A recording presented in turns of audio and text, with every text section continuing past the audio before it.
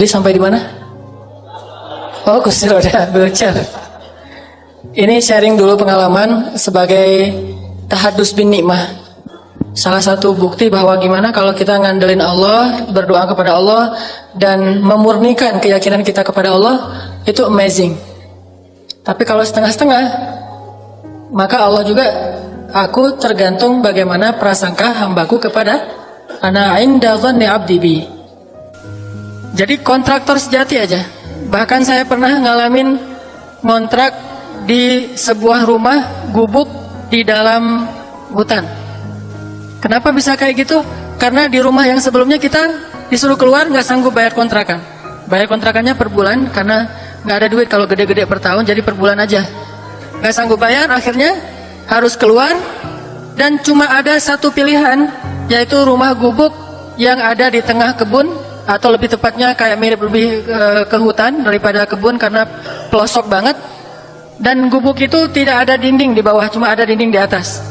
Sehingga kalau malam kita lagi tidur tuh sering dimasukin oleh babi. Datang babi masuk ke dalam rumah, ada hewan peliharaan kita tuh bukan kucing anggora, babi. Jadi pernah ngalamin kayak gitu juga. Kemudian juga alhamdulillah karena doa orang tua, saya sekolah dari sejak SD sudah beasiswa, nggak pernah bayar uang sekolah sampai kuliah. Bahkan nikah juga beasiswa kan? Nikah aja beasiswa, nggak ada modal. Terus sampai perabotan di rumah kita itu adalah perabotan hasil doa. Alhamdulillah saya beberapa kali juara musabaqah nasional, dapat hadiah. Di antaranya kalau di tingkat provinsi itu dikasih hadiah sepeda kayak BMS gitu, dikasih sepeda yang lumayan saya pakai untuk sekolah. Terus juara lagi tingkat kabupaten dikasih TV yang ngasih bupati. Tingkat nasional juara lagi dikasih lagi TV. Jadi di rumah ada 2 TV.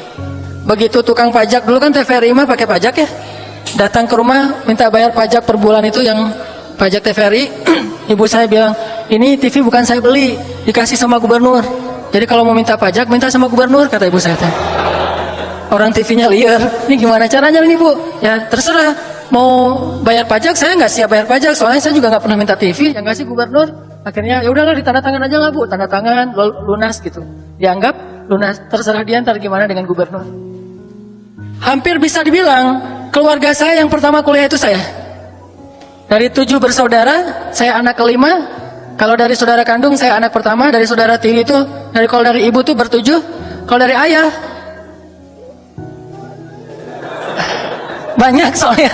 Saudara saya dari ayah itu ada sekitar 19. Jadi ayah saya tuh, ibu saya adalah istri keduanya, dan kita bertiga.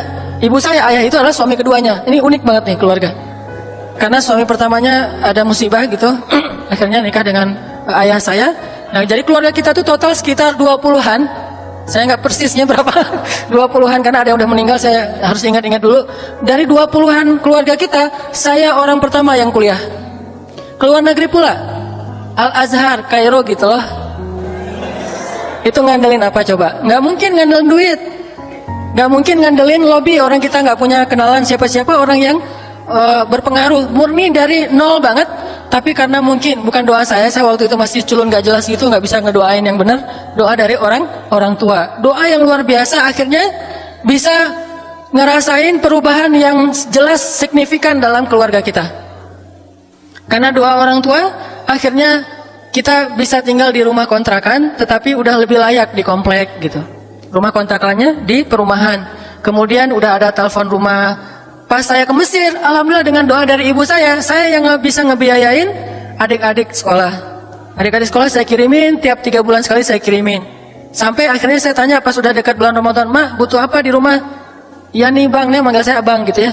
"Bang, ini di rumah kita udah lama, udah dari sejak dulu pengen punya kulkas, karena kalau bulan puasa itu suka beli es ke tetangga. Nah, mama pengen punya kulkas sendiri. Oh ya, berapa kulkas? Ntar mama lihat ke pasar berapa harganya." Jadi kayak banyak duit gitu, nanya berapa harganya. Terus disebutin, saya kirimin. Pertama ada kulkas itu ketika saya ke Mesir. Di rumah kita, pertama ada kulkas, saya di Mesir. Dan saya dulu bercita-cita banget, pengen banget sekali-kali bawa ibu saya, ayah saya, keluarga besar itu naik mobil sendiri. Karena selama ini kita selalu naik angkot. Itu kan sederhana banget ya bagi orang miskin, tapi itu sesuatu loh. Kalau bagi orang yang mampu, gitu aja kok jadi cita-cita. Bagi saya itu cita-cita. Pengen bawa ibu saya naik mobil sendiri biar nggak naik angkot. Kenapa? Naik angkot aja irit coba. Jadi pas saya udah SD, udah agak gede, kan kalau udah gede itu naik angkot nggak bisa berdiri kan, ngejedok kan. Akhirnya karena ibu saya cuma bisa bayar untuk 2 orang, dia dan kakak saya. Akhirnya saya sama adik saya kalau naik angkot itu tetap berdiri walaupun kosong kursinya. Kursi kosong, bang nggak boleh duduk, berdiri. Oh iya mak, gini. Berdiri aja sambil. Jadi berdiri di dalam angkot itu sambil kepalanya nunduk, soalnya udah gede, saking irit. Dan saya sering ngelihat ibu saya ramai dengan kernet angkot, dengan supir angkot gara-gara bayarnya pas-pasan. Jalan jauh, bu ini kurang nih, kemarin aja saya bayar segitu. Ibu saya kan orangnya fighter ya, jadi wah ramai. Jadi saya sering ngelihat ibu saya fighting. Dulu saya di Mesir itu suka ramai sama supir atau apa ke bawah. Sampai di Indonesia juga, di Bandung dulu suka ramai sama supir angkot, kemana-mana di mobil bawa kayak apa, alat gitu deh. Takutnya kalau ada apa-apa keluarin gitu. Alhamdulillah nggak pernah dikeluarin. Untung nggak dikeluarin ya. Kalau dikeluarin mungkin saya bawa itu, dia bawa pistol atau bawa mungkin lebih dahsyat lagi geng gitu. Untungnya saya nggak kepancing. Artinya saya sering ngelihat ibu saya ramai. Terus kalau kita di acara kayak pasar malam gitu ya, kan di Aceh mah suka ada kayak karnaval plus malamnya ada pasar malam. Kalau ke pasar malam ibu saya nggak jatah, kamu mau beli es krim atau bakso, pilih salah satunya. Kalau udah makan bakso nggak boleh lagi es krim. Kalau es krim berarti nggak ada bakso. Itu lama nggak hulengnya loh. Mikir bakso apa es krim ya, mikir gitu. Akhirnya udah bakso aja deh, ya udah bakso gitu, mang bakso gitu. Udah beli bakso, haus bawa air mama kemana-mana bawa air supaya nggak beli es krim lagi. Dan saya pernah ngelihat gimana ayah saya tuh jalan kaki gara-gara uangnya habis di pasar malam. Akhirnya kita naik angkot, ayah saya jalan kaki. Dari kondisi kayak gitu bisa kuliah ke Mesir, kayaknya bukan mimpi aja nggak berani. Keluarga kita nggak berani bermimpi anaknya bisa kuliah aja tuh susah gitu, apalagi keluar negeri. Tapi alhamdulillah dengan doa ada aja jalan. Mungkin skenario Allah dibuat biar lebih ilmiah, karena Allah sebetulnya bisa aja nggak ilmiah, cuma dibuat biar kita paham pakai jalur ilmiah, biar kita ngerti nih. Kalau kita dikasih yang nggak ilmiah kan kadang-kadang kaget terus jadi pingsan sendiri kan. Tiba-tiba dapat duit segepok gitu kan pingsan. Allah buat caranya ilmiah biar kita nggak pingsan. Ilmiahnya gimana? Dari kecil dikasih nikmat, bisa juara musabaqah, sering juara musabaqah. Pas udah sampai di Mesir udah nggak juara lagi. Kenapa? Udah nggak butuh soalnya. Allah kasih lewat jalan yang lain. Dari juara-juara musabaqah saya bisa nabung. Alhamdulillah kita bisa beli tanah. Kemudian pas saya mau ke Mesir, tanahnya jual, susah jualnya karena nggak bisa jual dalam waktu dekat. Sedangkan saya waktu itu belum dapat beasiswa di Al-Azhar, tapi saya kekeh banget pengen ke Mesir. Saya pernah ceritakan, saya sampai hampir putus asa bilang ke Ustadz saya kayaknya nggak jadi kuliah ke Mesir, di Indonesia aja. Kata Ustadz saya, kenapa? Soalnya saya nggak cukup duit dan nggak ada beasiswa, sampai di sana juga nggak tahu gimana hidup. Ini ada kata kunci dari Ustadz saya. Ustadz saya bilang, Hanan, kamu percaya nggak Allah di Indonesia dengan Allah di Mesir itu sama? Sederhana, tapi itu prinsip. Allah di Indonesia dengan Allah di Mesir sama. Ya percaya dong Ustadz. Memang kenapa? Yang kasih makan kamu di Indonesia siapa? Allah. Terus kenapa kamu ragu di Mesir? Bukankah Allahnya sama? Yang beda itu negerinya, bukan Allahnya. Kalau negerinya beda, Allahnya tetap sama. Kenapa kita ragu? Minta aja sama Allah. Makanya di jamaah tabligh itu saya pernah cerita juga, kita dilatih. Dulu saya awal-awal belajar dakwah itu jamaah tabligh, kurus 3 hari, 40 hari. Kita dilatih mintanya ke Allah, nggak boleh minta kepada makhluk. Jadi kalau kita lagi makan di talam gitu bareng-bareng, dikasih nasi, dikasih lauk gitu, pas lauknya habis, kita nggak boleh bilang, khidmat saya butuh ikan lagi di sini, nggak boleh. Allah, ikan Allah, dia dengar kasih ikan, masya Allah, Allah datangin ikan gitu. Ternyata kurang kuahnya, Allah kuah ya Allah, yang khidmatnya dengar kuah ya, dikasih kuah, masya Allah, Allah kasih kuah. Belajar, minta ke Allah, walaupun sebetulnya itu hanya latihan. Kata Ustaz saya, Allah di Indonesia dengan Mesir sama, jadi kenapa kamu ragu? Minta aja sama pemilik Indonesia dan Mesir. Itu cuma 2 negara yang berbeda, tapi pemiliknya sama. Sama kayak kita pindah ke Bandung, tetap dengan jaminan dari ayah kita akan ngirimin. Kalau kita tinggal di kampung misalnya, ayah kita nafkahin, tinggal ke Bandung juga ayah kita nafkahin. Terus masalahnya apa?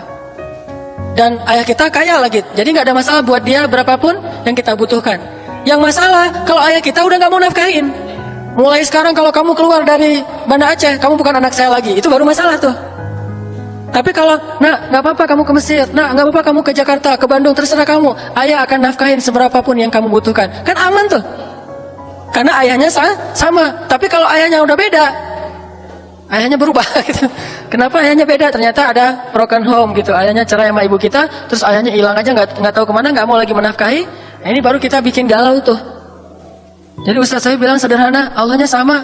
Kalau kamu di sini bisa makan, di sana juga bisa makan. Oh gitu Ustaz. Kamu di sini punya keluarga nggak? Punya. Kenapa di Mesir tidak punya keluarga? Bukankah Allahnya sama yang mendatangkan keluarga untukmu? Alam yajidka yatiman fa'awa. Gitu kan ayatnya? Alam yajidka yatiman fa'awa wa wajadaka dhallan fahada wa wajadaka ailan fa'aghna. Ya Muhammad, kenapa kamu khawatir? Bukankah dulu kamu itu anak yatim, lalu aku beri kepadamu keluarga? Dulu kamu itu adalah orang yang bingung, tidak tahu kemana arah untuk hidup, aku beri kamu petunjuk. Dulu kamu dalam keadaan tidak punya apa-apa, aku berikan segalanya. Diberikan istri yang solehah dan kaya raya. Alam yajidka yatiman fa'awa wa wajadaka dhallan fahada wa wajadaka ailan fa'aghna. Lalu kenapa kamu ragu? Itu buat saya mantap. Oh gitu ya, ternyata modalnya bukan duit tapi Allah. Kalau mau minta bukan kepada makhluk tapi minta kepada Allah. Makhluk hanya cara buat Allah untuk supaya kita faham. Kalau dikasih nggak lewat makhluk takutnya kita nggak ngerti, malah jadi suzon. Tiba-tiba dapat duit banyak, kita malah nggak bersyukur kepada Allah karena nggak ngerti dari mana asalnya. Akhirnya Allah buat ilmiah. Saya punya duit cuma 10 juta dan itu habis untuk biaya travel, untuk biaya tiket. Tapi karena saya punya Allah, ya udah, saya beli tiket ke Medan, naik Malaysia Airlines dari Medan ke Kuala Lumpur, Kuala Lumpur Beirut, Beirut Lebanon, dari Beirut ke Kairo, naik pesawat Malaysia. Biayanya kurang lebih 10 juta. Dan saya nggak bawa uang sama sekali, 0. Tapi saya punya yang maha kaya, berangkat nih. Di Malaysia Airlines dikasih makan, wah nih makan semuanya. Sampai di Kuala Lumpur, di bandara Kuala Lumpur, semalaman kita muter-muter aja nggak makan. Saya sama teman-teman saya sebetulnya punya duit, cuma dia nggak enak kalau makan, saya nggak ikut. Akhirnya dia ikut lapar gara-gara saya. Kita makan yuk. Baru aja tadi makan di pesawat, ntar lagi juga di pesawat dikasih makan. Saya bilang gitu, padahal saya nggak bawa duit. Ya udah deh, kita tunggu aja di pesawat. Akhirnya namanya juga mahasiswa kan irit nih. Begitu naik pesawat antara Kuala Lumpur ke Beirut, wah, alhamdulillah nggak tahu kenapa kayak gitu. Saya minta makan berkali-kali ke pramugarinya, itu dikasih terus loh. Harusnya kan ada jadwal makan tuh. Saya, Mbak boleh nambah nggak? Saya nambah di pesawat tuh pertama kayak kelas bisnis gitu. Dia juga mungkin ngeliat wajah saya kasihan gitu karunya ya, jadi akhirnya udahlah kasih aja deh. Jadi Mbak boleh nambah nggak? Ini nasinya. Oh ya, mau rasa apa? Mau yang lauknya apa? Apa daging atau chicken gitu? Yang daging aja, request lagi udah minta nambah, kasih daging makan, alhamdulillah kenyang banget. Sampai di Beirut tuh saya kekenyangan, kasih apapun saya makan. Dari Beirut ke Kairo snack gitu, cemilan. Sampai di Kairo saya udah kenyang banget. Tadi saya makan dengan niat supaya tidak kelaparan nanti di Kairo di hari pertama, minimal bertahan untuk 1 hari. Ternyata baru keluar bandara langsung diajak kakak-kakak kelas untuk makan kambing Kairo. Saya nyesel kenapa semalam saya udah kenyang duluan. Harusnya kalau semalam gak kenyang saya bisa makan kambing Kairo kan. Ternyata kambing Kairo ada di Bandung. Intinya adalah Allah yang kasih makan, bukan makhluk. Udah masuk ke Mesir, masuk ke Kairo. Saya malah belum daftar di Al-Azhar, makanya visa saya visa turis karena belum terdaftar di Al-Azhar. Saya baru besoknya mau daftar. Malam ini saya tinggal di asrama mahasiswa untuk 1 bulan gratis. Kayak gitu emang SOP-nya. Bulan kedua bayar. Saya tinggal di asrama mahasiswa. Saya tanya-tanya ke kakak kelas nih, kalau ke kampus naik apa? Naik Damri segala macam. Udah. Akhirnya saya mikir, Damri beli tiketnya berapa ya? Sosok tanya berapa, padahal nggak ada duit. Akhirnya karena saya nggak bisa naik Damri, saya jalan kaki ke kampus.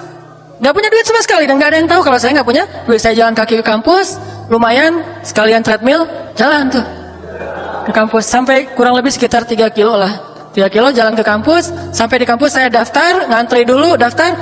Dan alhamdulillahnya dia nggak nanya nilai kamu berapa di sekolah. Kalau nanya nilai mungkin nggak lulus juga. Nilai saya nggak pernah bagus soalnya. Nilainya pas-pasan, yang penting bisa lulus gitu. Saya yang bagus mah bukan nilai, hati insya Allah ya. Pakai doa aja, nggak ngadain nilai gitu. Nilainya biasa-biasa aja. Nah akhirnya dia nggak nanya nilai, dia nanyanya kamu bisa ngaji nggak? Bisa. Oh ya udah, coba kamu ngaji. Saya ngaji, pas saya ngaji sebaik mungkin yang saya bisa. Alhamdulillah dia baper nih yang dengerin saya ngaji. Dia nangis tiba-tiba, saya juga heran, kenapa nih orang nangis? Alhamdulillah ternyata kena di hati dia. Masya Allah kata dia, jarang ada orang Indonesia yang ngaji buat saya terkesan. Wah, Masya Allah, kamu masuk aja. Langsung ditanda tangan oleh TU, oleh juru yang ngetesnya, bisa masuk ke Al-Azhar. Dan begitu masuk, saya langsung dikasih prioritas untuk dapat beasiswa. Padahal cuma ngaji doang. Kayak gitu skenario Allah. Coba kalau saya mau ngetes ini kamu dulu matematika, aduh Al-Azhar ada matematikanya. Tentu nggak dites matematika dan nggak mungkin juga, soalnya Al-Azhar bukan Oxford gitu. Akhirnya saya disuruh ngaji, alhamdulillah lulus ngaji, kasih prioritas dapat beasiswa. Bulan kedua langsung cair beasiswanya. Bulan pertama kan masih makan ditanggung Persatuan Mahasiswa Indonesia Kairo. Langsung cair beasiswa. Dan waktu itu saya biar nggak tahu nih, takutnya nggak dapat, walaupun udah jadi prioritas takutnya nggak dapat, saya ngetes beasiswa di beberapa tempat. Ada yang di Badan Wakaf, ada yang di Al-Azhar, ada di lembaga apa. Ternyata saya dapat beasiswa 3 tempat. Teman-teman yang datangnya mengandalkan orang tua nggak dapat beasiswa sama sekali, tetap dikirimin tiap bulan oleh orang tuanya. Saya 3 tempat beasiswanya, makanya saya punya rumah 3. 1 asrama, karena kalau dapat beasiswa wajib masuk asrama. 1 lagi saya tinggal di pelosok Mesir, pengen tahu suasana kondisi masyarakat Mesir. 1 lagi saya tinggal dekat Sungai Nil, di apartemen yang elit. Gak tahu diri ya. Kalau lagi ujian kan saya sering bilang, kalau lagi ujian saya nggak mau tidur di apartemen, saya tidurnya di hotel. Makannya di kafe, sehari makan di kafe 3 kali. Tapi bukan mengandalkan beasiswa. Alhamdulillah setelah 1 tahun di Mesir, saya jadi menguasai daerah itu. Saya bikin bisnis-bisnis, usaha-usaha kecil. Mulai dari manajer keliling, jual dolar gitu ke anak-anak. Lu anak baru ya? Beli dolar dari gua. Anak-anak baru, iya ya kak, beli gitu ya. Jadi pakai senioritas, bisa jualan dolar gitu. Udah gitu, bisa jual bakso. Kalau ada event anak-anak mahasiswa Malaysia itu by the way ada 8.000 mahasiswa di Mesir. Dan itu market bisnis yang lumayan. Wah, 8.000, Indonesia 3.000. Jadi 11.000 mahasiswa itu market bisnis luar biasa. Saya bikin bakso Manghanan gitu ya. Gak ada mereknya tapi. Yang bikin bukan saya, teman saya. Saya nggak bisa apa-apa, cuma bisa jualan. Teman saya bikin bakso, saya jualin. Dan saya jualnya pakai mood. Kalau orangnya kayaknya nih keren nih, saya kasih banyak. Kalau orangnya kayaknya ngeselin, saya kasih sedikit. Kalau cewek yang beli, banyak tuh ngasihnya. Datang cewek kayaknya, wah nih solehah banget, ini ceweknya nih, siapa tahu bisa jadi gitu kan. Nanam dulu lah, nanti menuainya 3 tahun lagi. Ternyata dia lupa ngasih gitu. Kalau dulu bahasanya ustazah di Mesir tuh siapapun dipanggil ustazah walaupun mahasiswa. Kalau di sini brosis gitu kan, neng gitu, neng nih baksonya dapat 12. Yang lain standarnya 6 butir bakso, ini mah 12, 2 kali lipat. Dia nggak nanya, dia bilang ke temannya, oh enak tuh bakso di situ, sekali dikasih 12. Datang lagi, loh kok saya nang, kok kamu 12? Rame, saya nyumput aja udah. Tapi alhamdulillah walaupun jualan baksonya pakai mood, nggak pakai SOP yang sama, untungnya lumayan. Dari keuntungan bakso itu bikin lagi bisnis catering, sampai alhamdulillah kalau musim haji berangkat haji jadi guide, jadi kuli, jadi joki Hajar Aswad. Joki Hajar Aswad. Yang sekarang ramai-ramai di TV joki Hajar Aswad, kalau saya nonton acara gitu saya senyum-senyum aja. Saya dulu juga gitulah. Bu mau cium Hajar Aswad, saya bantuin gitu. Cuman nggak pernah matok berapa yang dia kasih, minimal $100 lah ya. Ada yang saya sampai pernah banget nih ngandelin doa banget ya di Mekah. Saya mau baru haji yang pertama dan waktu itu ngutang hajinya. Rata-rata mahasiswa itu kalau haji itu ngutang, dengan harapan nanti pas pulang bisa balik modal dan bayar utang. Nah, saya ngutang $500 untuk berhaji. Pas sampai di sana, saya beli wheelchair, beli kursi roda. Saya beli kursi roda, itu modal buat narik tuh. Jadi kita jadi supir kursi roda. Bersaing dengan teman-teman yang udah lama di Mekah sama anak-anak Arab. Beli kursi roda, saya muter-muter aja di dekat Ka'bah, kok nggak ada yang sakit ya, nggak ada yang cacat gitu, nggak ada yang lemah. Kalau musim haji kan banyak orang sakit, tapi waktu itu hajinya tuh haji fit banget nih. Aduh, kok nggak ada yang sakit? Saya mau ngedoain supaya ada yang sakit, nggak enak gitu. Masa saya doa, ya Allah, mudah-mudahan ada yang sakit tahun ini banyak gitu. Nggak mungkin kan doa kayak gitu. Jadi menzalimi orang lain. Udah, bisa. Udah nanti kursi rodanya kita bahas setelah salat isya insya Allah ya. Kita salat isya dulu. Bismillahirrahmanirrahim. Tadi sampai di mana? Oh, kursi roda, wheelchair. Ini sharing dulu pengalaman sebagai tahadus bin nikmah. Salah satu bukti bahwa gimana kalau kita ngandelin Allah, berdoa kepada Allah, dan memurnikan keyakinan kita kepada Allah, itu amazing. Tapi kalau setengah-setengah, maka Allah juga, aku tergantung bagaimana prasangka hambaku kepada ana inda dhanni abdi bi. Jadi saya ngutang dulu $500 buat haji dengan target nanti bisa nutupin dengan sedikit ada kerjaan di Saudi. Saya beli kursi roda, muter-muter dekat Ka'bah gitu, nyari-nyari orang yang sakit. Jadi kayak ikan hiu nyari mangsa gitu. Kalau ada yang kira-kira jalannya, Bu, capek mau saya dorongin gitu. Jadi ternyata, oh enggak apa-apa deh, masih kuat kok. Oh ya Bu, enggak apa-apa. Udah jalan terus sampai akhirnya udah 3 hari saya muter-muter, saya belum dapat orang sakit, belum dapat pasien. Udah 3 hari. Dan 3 hari itu saya hanya minum air zam-zam saja. Minumnya air zam-zam, dan alhamdulillah itu keajaiban air zam-zam itu minum tapi bisa ngenyengin, nggak harus makan. Saya tidur di masjid, bawa baju nggak terlalu banyak. Begitu nanti pengen mandi di toilet Masjidil Haram di bawah yang bagus, saya mandi terus naik lagi ke atas tidur, minum air zam-zam terus saya kayak gitu selama 3 hari.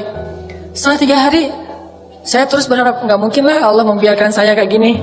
Saya yakin aja sama Allah. Cuman kalau misalnya Allah belum mengabulkan di hari pertama, kedua, dan ketiga, mungkin memang Allah pengen lihat kesabaran saya. Wah, bangga aja Allah lihat kesabaran saya. Insya Allah saya sabar. Sabar nih. Hari keempat, alhamdulillah, dari kejauhan saya ngelihat ada ibu-ibu sama anak gadis. Bukan sakit, kayak bingung gitu arahnya nih kemana nih. Kayak orang kesasar. Kan di Mekah banyak orang kesasar. Sampai ada tuh seorang pilot pesawat tempur kalau nggak salah. Tapi udah kayaknya udah pensiun. Beliau pernah kesasar di Mekah, terus kita tolongin, kita arahin ke maktab namanya, ke asrama beliau, ke hotel. Beliau bilang gini, Dek, Masya Allah ya, Subhanallah, benar, kita nggak boleh sombong ya kalau di sini, kata beliau. Kenapa Pak? Saya itu nggak mau ikut rombongan, saya mau jalan sendiri, padahal ini haji pertama buat saya. Karena saya mikir, saya di udara aja nggak kesasar, di tengah hutan aja ditaruh saya nggak kesasar, masa saya di kota kecil kayak gini kesasar, saya ngomong gitu.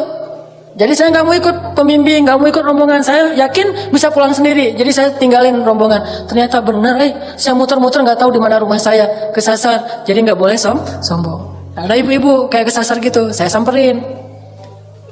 Dan nggak ada niat sama sekali mikir nih, jangan siapa tahu sakit mau didorong, nggak ada sama sekali. Justru gara-gara kayak gitu Allah kasih, Bu, mau kemana? Ini Dek, saya kesasar mau pulang, cuman nggak sampai-sampai, udah muter-muter balik lagi ke masjid. Oh, emang ibu dari mana? Dari Solo katanya. Oh, Solo. Maktabnya berapa? Nggak hafal, nggak bawa identitas, nggak bawa apa-apa, cuma ada gelang doang dan nggak disebutin di situ maktab berapa, nomor hotelnya apa, jalan apa, nggak tahu. Wah, ibu, gimana kalau gitu tuh Bu? Ya saya nggak tahu pulang kemana nih. Jamaah Solo kan tersebar di mana-mana. Saya juga bukan petugas resmi yang tahu lokasi jamaah-jamaah yang baru datang. Ibu baru datang kapan? Kemarin, ini hari kedua. Oh gitu. Ya udah ikut saya aja Bu. Mudah-mudahan ketemu. Bismillah aja ya Bu. Ya Bismillah ikut. Jalan aja saya tuh. Itu benar-benar saya juga nggak tahu di mana rumahnya, ke arah mana, ada yang misfalah, ada yang hafayar, ada yang kemana-mana. Pokoknya jalan aja. Jalan, dan gak lama jalannya, tiba-tiba dia ngelihat, loh itu teman-teman saya ada di depan hotel lagi nungguin dia belum pulang. Itu teman-teman saya langsung datang. Alhamdulillah ada ini kayaknya, kalau bahasa orang mah hoki gitu ya. Dia pembawa apa berkah. Besok bisa nggak nemenin ibu lagi untuk tawaf biar nggak kesasar? Oh boleh banget Bu, siap-siap. Sama anak gadisnya lagi. Jadi dia bawa anaknya. Siap Bu, insya Allah siap besok. Besok saya udah selesai subuh langsung, sebelum subuh udah di situ untuk sholat subuh. Jadi saya tahajud langsung ke situ. Setiap di depan asramanya. Ada yang kemarin, iya Bu. Kayak mau wajah baik gitu kan. Terus saya bawa ke Mekah, kita tawaf bareng, sa'i bareng, tawaf bareng terus itikaf. Saya karena belajar di Al-Azhar, dia nanya saya kayak gitu. Nanya, ada belajar di mana? Saya mahasiswa di Al-Azhar. Oh, luar biasa. Berarti Ibu bisa dibimbing ya? Bisa, insya Allah bimbing. Nanya fikih gitu. Kalau saya nggak tahu, oh nanti saya baca dulu ya Bu. Saya pulang dulu baca yang kemarin ditanya, besok dijawab. Pokoknya dibimbing sampai selesai. Alhamdulillah ternyata dari situ saya bukan cuma dapat ibu itu. Dapat satu rombongan, coba luar biasa. Ini rahmat dari Allah ya. Ibu itu mah nggak ngasih job apa-apa, tapi rombongannya begitu habis Arafah, kemudian setelah wukuf itu kan ada yang ke Mina, motong hewan kurban. Itu satu rombongan yang motong hewan kurban saya. Itu dikasih sama ketua rombongan. Dek, bisa nggak nolongin kita untuk motong hewan kurban? Oh bisa pak. Sama ada yang dam juga, yang hajinya tamat itu kan harus bayar dam. Akhirnya saya pergi ke tempat pemotongan hewan kurban, makanya saya tahu tentang gimana motong hewan kurban onta itu kayak gimana. Akhirnya saya datang sana, tawar-menawar dengan pemilik hewan kurbannya, sekitar berapa puluh ekor. Balik lagi, dari situ, alhamdulillah saya bisa beli kulkas, biayain adik-adik sekolah segala macam. Itu luar biasa. Dan kita nggak ngasih harga yang terlalu tinggi, standar di sana aja, dan udah ada deal-dealan biasa dengan orang yang punya peternakan. Alhamdulillah dari situ saya bisa jual lagi kursi roda, balik modal, terus pulang ke Kairo. Nih, alhamdulillah bisa bertahan 1 tahun ke depan. Makanya 1 tahun ke depan jadi nggak ada bisnis. Udah direkap pas lagi haji. Jadi setahun saya santai-santai aja. Sehari makan di restoran 3 kali, sarapan restoran, ini restoran lagi. Alhamdulillah. Dan itu bukti bahwa kalau misalnya kita ngadain Allah itu luar biasa. Saya pernah juga haji backpacker. Kalau pas lagi di Mina, tidurnya di trotoar dekat tempat pelemparan jemarat, tidur di situ. Pas lagi di Arafah, kita tidur juga di jalan. Makanya, alhamdulillah, saya waktu itu banyak bersyukur karena dibantu oleh Bin Laden. Tapi bukan Usama ya. Keluarga Bin Laden. Di Mekah itu Bin Laden ini salah satu perusahaan besar di Arab Saudi yang paling dermawan untuk memberikan khidmat kepada jamaah haji. Jadi dia punya kayak satu kontainer gede gitu, isinya apa? Daging yang udah matang, udah dimasak, dilempar-lemparin. Rata-rata yang dapat bantuan kayak gitu tuh jamaah dari Afrika sama India. Cuma kita doang yang paling putih di situ. Orang Indonesia paling putih karena semuanya orang Afrika.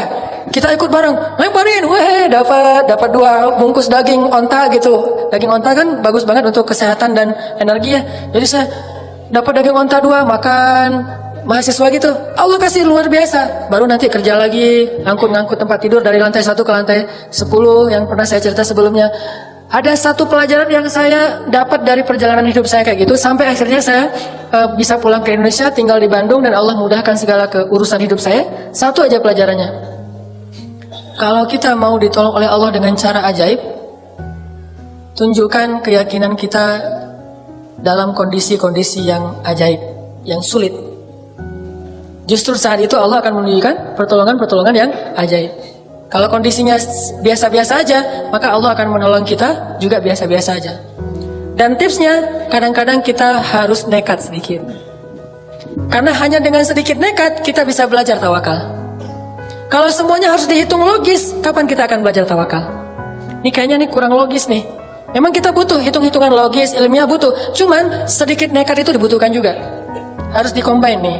Logika, iman, nekat. Logika, hitung-hitungan ilmiah. Iman, yang penting kita melakukannya tidak melanggar syariat. Nekat, disitulah bab tawakal. Kalau udah sesuai dengan hitungan-hitungan ilmiah, kemudian juga kita tidak melanggar hukum Allah, sedikit berspekulasi, dalam bahasa lain adalah nekat, di situ kita akan ngerasain the power of KPP. Itu baru dapat power of KPP. Dengan kita sedikit nekat, kita akan tahu, oh saya mah nggak bisa ngandelin siapa-siapa kalau gini, cuma bisa ngandelin Allah Subhanahu Wa Taala. Begitu kita sekali berhasil mengandalkan Allah dan pasti berhasil, maka kita akan semakin yakin untuk terus mengandalkan Allah next. Dalam next kasus, next time, kita pasti akan lebih yakin untuk mengandalkan Allah. Makanya saya hampir bisa dibilang agak nggak terlalu gampang galau kalau urusan pemeliharaan Allah. Nggak punya duit, nggak galau sama sekali. Saya pernah cerita juga di Kairo kalau lagi nggak punya duit, makanya minum air putih sama kurma yang udah berjamur gitu. Kurma yang udah agak-agak udah lama gitu, udah lebih dari setahun udah berjamur dan udah keras, ditaruh di air, direndam, kalau udah agak lembut baru dimakan. Tapi kalau lagi ada duit tadi sehari 3 kali di restoran. Nggak punya manajemen, baru ada manajemen pas udah nikah. Cie. Jadi ini yang saya bilang the power of doa. Doa itu luar biasa, bisa benar-benar bisa break the impossible. Sampai saya berada di Bandung ini juga impossible. Dulu bagi saya Bandung itu kota yang nggak mungkin saya akan tinggal di sana. Saya awal-awal datang ke Bandung, belum punya kerjaan sama sekali. Saya berdiri di sebuah tower. Saya naik ke sebuah tower di kota Bandung, terus saya bicara sendiri. Saya butuh waktu 5 tahun ya Allah. ingin bisa menjadi seseorang yang bermanfaat di kota ini. Kenapa saya naik ke tower? Bukan karena lebih dekat ke Allah. Karena kalau mau lebih dekat ke Allah, jangan naik ke tower. Sujud serendah-rendahnya. Makin rendah, makin dekat. Saya naik ke tower tuh cuma pengen menikmati kota Bandung. Melihat kota Bandung, wah Masya Allah, saya 5 tahun lagi nih harus menjadi seseorang yang bermanfaat di kota Bandung ini. Alhamdulillah setelah 5 tahun, Allah kasih kemudahan yang luar biasa. Dan hampir bisa dibilang, saya datang ke Bandung juga nggak punya modal sama sekali. The power of